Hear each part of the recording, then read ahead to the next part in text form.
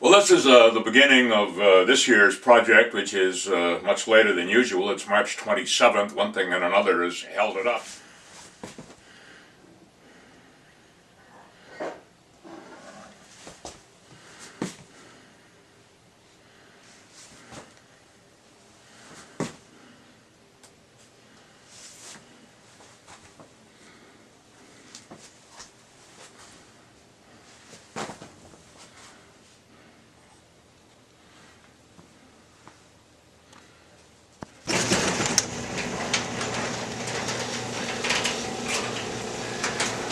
So we plan to do the dirty work, the cutting and so forth, out here in the garage, which isn't too much of a stretch into the bedroom. This will keep the sawdust out of the house, and there's also more room to work.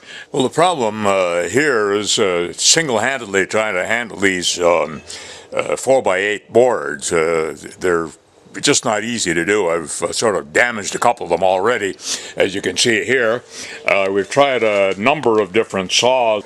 Oh, we used this saw, didn't work.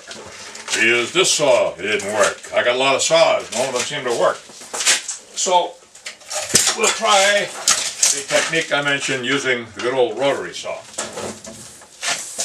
First thing is to measure 56.5 inches, I believe, so that it will fit properly. And an invaluable tool for that is the T-square for drywall, but it's very useful for this one. So the trick here, after experimenting, seems to be to make a rough cut, and then the board is small enough that you can make a clean cut on the table saw. I had two people working here, it'd be a lot easier, but we don't.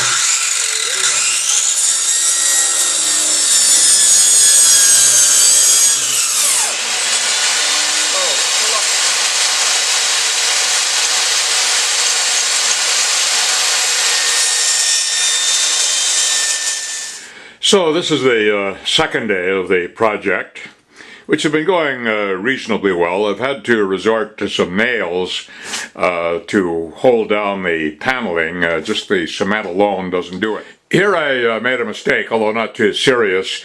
I should have taken the molding off the window, put the paneling on, and then reinstalled the molding over the window. Now, in using this construction cement, I found originally I was putting on great strips of it.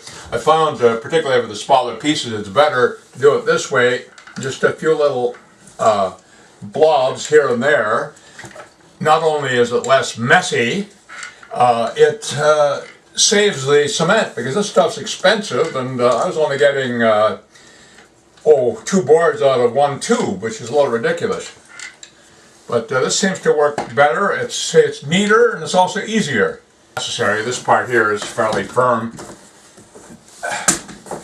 And there we go.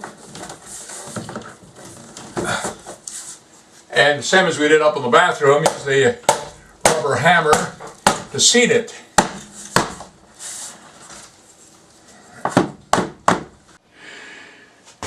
So this is the situation about an hour into the third day's work on the project. The walls are up. It remains to be seen whether I can use patching compound to fill in those seams, or whether I'll have to put up furring strips. Now, this is a test of drywall compound in the seams, just to see if it will make a smooth surface. So I'll sand that down and put some undercoating over it and just see what we've got. This was kind of tricky here, getting the light switch through the panel. I measured it carefully and drilled a hole, brought the wires through, reattached the switch, and I'll cut the hole larger so that I can remount the switch and the cover later on. Well, it's been really over a week since we've done any work here, because we were down in Toronto for a week, and then we're up at Land's place on the weekend, so not very much has been done. So today we have touched up the ceiling with some paint here. There had been water stains there, and I see there still are. I'm going to have to give it a third coat. That's amazing. And then over here Probably that could use another coat as well. Well, we had hoped to confine the mess to the room we're working on. No such luck. The house is always, when they do a job, is a total mess. Marnie has been painting the molding out here. Well, it's now Friday the 13th, and this job is going in fits and starts. We hope to get a full day in today. We've got the molding back, and that proved to be a bigger job than it appeared to be. It got to be very confusing. I should have numbered the pieces. I didn't. Couple of places here I've patched up, as you can probably see, with speckling compound. I wasn't sure how that was going to work. I think it'll be fine. I just got to sand it down and then put another coat of paint on top of it. Now, as far as I'm concerned, these are white walls. You claim they're not. Well, they're not a real white.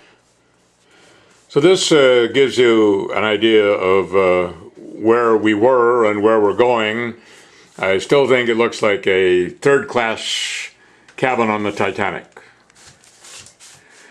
Well, we're beginning to get there. Fortunately, the weather has been rather poor, which is good conditions for working indoors. This is after the second coat on the walls here. Then Marnie will paint the green down here. Well, the job is coming along well. We now have the second coat up of the white right around the room. Marnie's still got to do the bottom here at the green. Then this afternoon I'll be putting up the molding. Then comes the job of assembling the bed down here, which I think I know I'll be able to do. Also, these you have a look there. These electrical sockets down here have to be fixed up. That shouldn't be too much of a job. Fortunately, the weather has been poor the last few days, so we're not working inside on beautiful sunny spring days. It's been good weather for working indoors. So my estimate is that the job will be finished. Today is Tuesday. I would suggest we're going to be ready by Friday, probably, if all goes well. The problem with this job is there have been just so many interruptions. Like today, I've done some painting in here today, but I got a dental appointment. Every day it seems to me there seems to be something to interrupt the job. Are these your working clothes? Well, I could say yes, but they're not. I won't lie. So, what did I do today? yes. I did all that painting, all the green, and touched up as well. And I did not get one drop on me. Well, we're now at the point of getting the bed assembled, which is a bit of a job working alone. Marnie is out to lunch with some of her friends. These two bed boards I bought yesterday at Restore. I had to expand them a little bit because the actual frame we're going to use is about, a total of about 7 inches narrower than the new bed. So these little lips that I made out of some scrap wood down in the basement will take up that slack, we hope. Well, we've managed to get the mattress support down okay, as you can see here. My original plan with the extensions on the bedboards didn't work. I've had to put a couple of cross beams in from some scrap wood. Only problem is the bed tends to be a little bit low, which is fine for sleeping by the time we get the mattress and everything on there, but there won't be a whole lot of room underneath it to store stuff, and God knows we've got a lot of junk to store. One jarring note is this chandelier. We always loved this thing. We had it in our bedroom in Toronto. In fact, when we sold the house, we put it in the group purchase agreement that we were going to take this with us. Unfortunately, it's an Italian thing. We bought it years ago at Lighting Unlimited in Toronto. It's a really nice piece, but unfortunately, the paint just doesn't go. So I don't know what we're going to do. Perhaps put it up in the upstairs bedroom and put something else here. We shall see. This is another job that has to be done. Just to clean that up a little bit, I'm going to replace the stained receptacle and also patch up that hole in the wall. Well, this is a rather unexpected development on April 25th? 24th. Well, it's too late for snow anyhow. They're staying on the ground. However, it won't be lasting too long. And we're just about finishing up in here. So you've decided to paint the heater. Oh.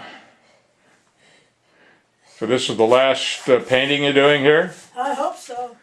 So we're finally getting room to start looking like a room. The bed, I think, this is the air mattress. I think we'll probably replace it with a regular mattress.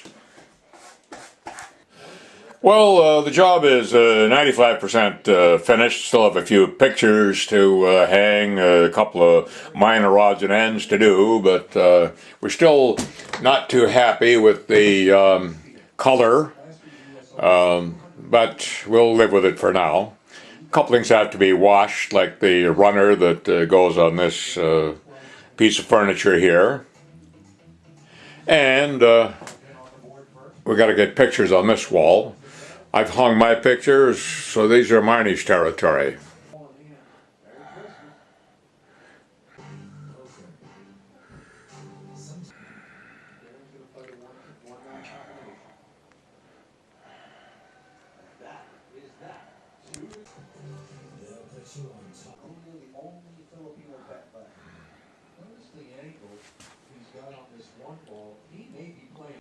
This is racing champ Tony Stewart.